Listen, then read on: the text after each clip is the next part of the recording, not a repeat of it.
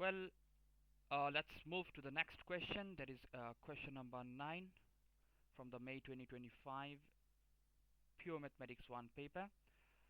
So here it is, question number 9. So here we can see in figure number 4 the two curves C1 and C2. C1 has equation y equals to square root of twice x, and the curve C2 has equation y equals to 12 minus square root of x. Okay, so figure 4 shows the sketch of the two curves C1 and C2. Okay, fine. So part A is asking to describe fully the single transformation that would transform the graph with equation y equals to square root of x onto C1. Okay, so we need to say the single transformation that would transform the graph with equation y equals to square root of x onto C1. So the curve C1, it is y equals to square root of twice of x, right? So if you consider, for part A, number 1, if you consider f of x, it is what? If it is square root of x, okay, then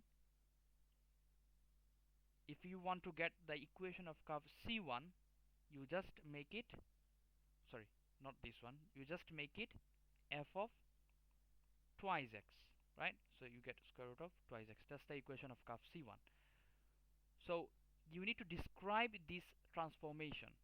So f of 2x, what we did here is that we just multiplied a constant inside the function.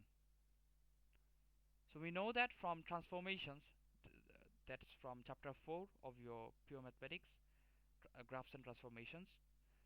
We know from transformation that if a constant is multiplied or added inside the function, that means what? Transformation along the y-axis, right? Vertical transformation. So here we have multiplied, so that stands for stretching. So we are stretching the curve perpendicularly. Okay, so how can we describe? For part 1 we will describe it as stretching.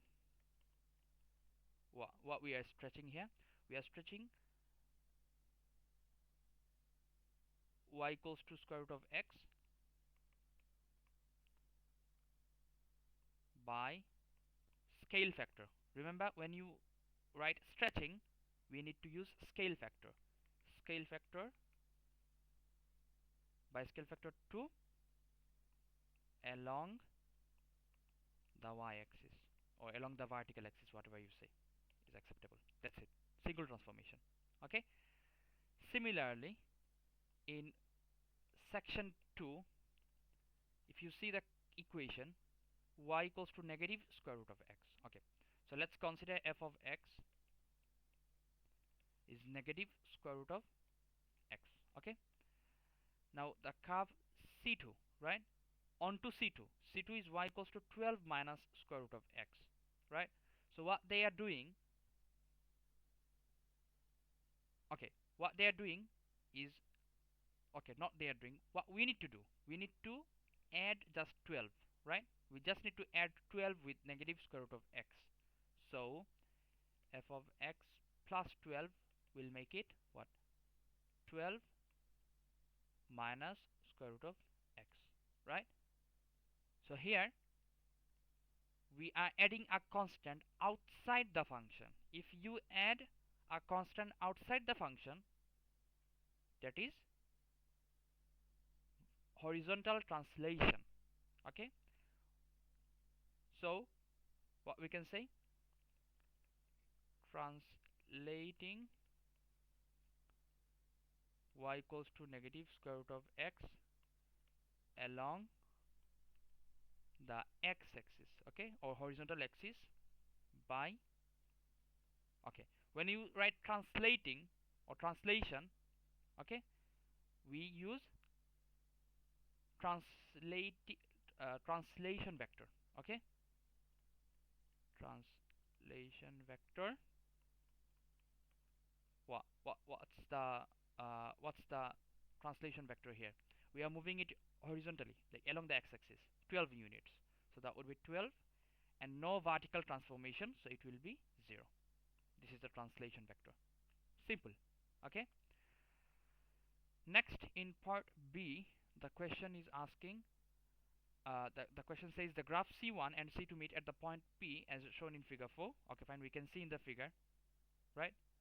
The two curves are intersecting at the point P. Okay.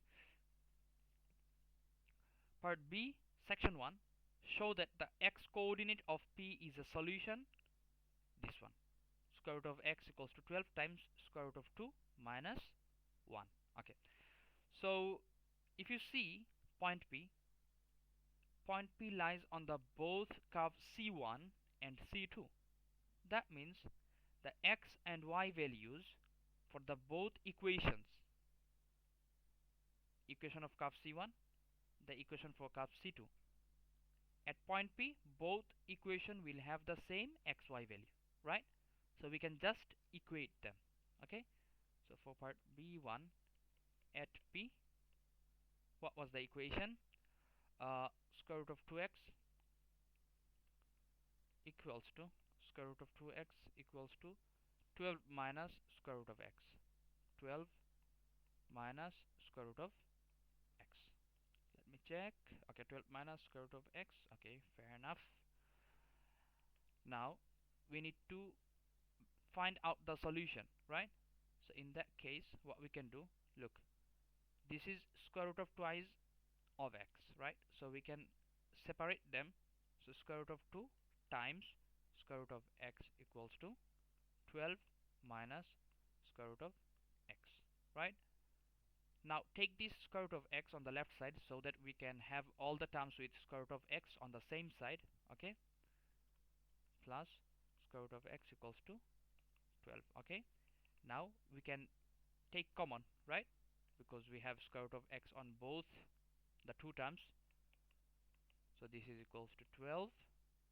Now you just need to make square root of x the subject because we want the x value. Okay, so 12 over square root of 2 plus 1. Are we done? Okay, let's check. Okay, that means we need to simplify because here they don't have any denominator. Okay, so we just need to simplify, and this is what we learned from chapter 1, rationalizing the denominator. Okay, so for rationalizing the denominator, we just multiply the denominator by its conjugate pair.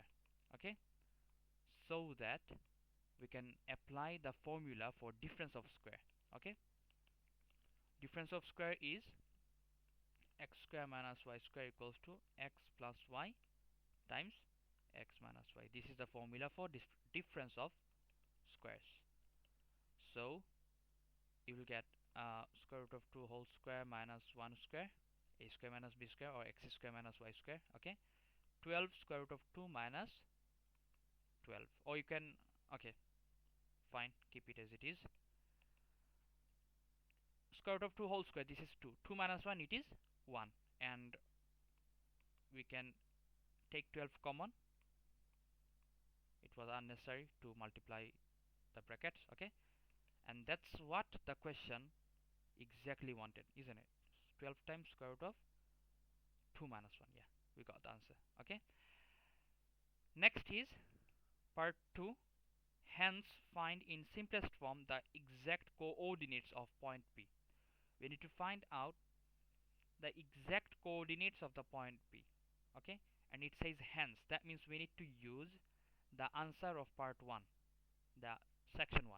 Okay, so in part 2 we got the x coordinate, right? But it is square root of x. So if you make it x, so that would be 144, because 12 square is 144, times square root of 2 minus 1 whole square. If you want, you can expand the bracket. Okay, so that would be a square, which is 2, minus 2ab, so 2 square root of 2 plus b squared. Okay, so the x coordinate will be 144 times 3 minus 2 square root of 2. That's the exact coordinate, x coordinate of the point P. Now we need the y coordinate, and point P lies on both the curve C1 and C2, right? So we can put it in either equation. Okay, let's consider equation of curve C1, y equals to square root of twice x, y equals to square root of twice x, right? Okay, so y equals to square root of 2 times square root of x. So we already know that square root of x is 12 times square root of 2 minus 1. 12 times square root of 2 minus 1. So now just multiply. So you will get square root of 2 times 12. So 12 square root of 2, and multiply this square root of 2. So square root of 2, square root of 2, it is square root of 2 whole square. So this is 2. 2 times 12, it is 24. 24 minus 12 times square root of 2 into minus 1. So negative 12, sorry, 12 square root of 2. This is the exact y value. Okay, so we got the x coordinate of the point P. Okay, and now we got the y coordinate. We can simplify it like as we did for x.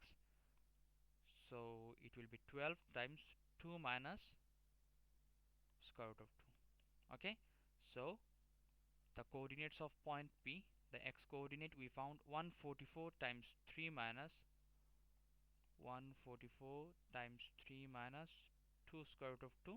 If I'm not wrong, it is 2 square root of 2.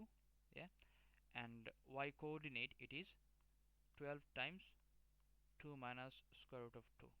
Okay, so this is the exact coordinates for the point P, and that's the answer for question number 9 from the May 2025 Pure Mathematics 1 paper. Fine.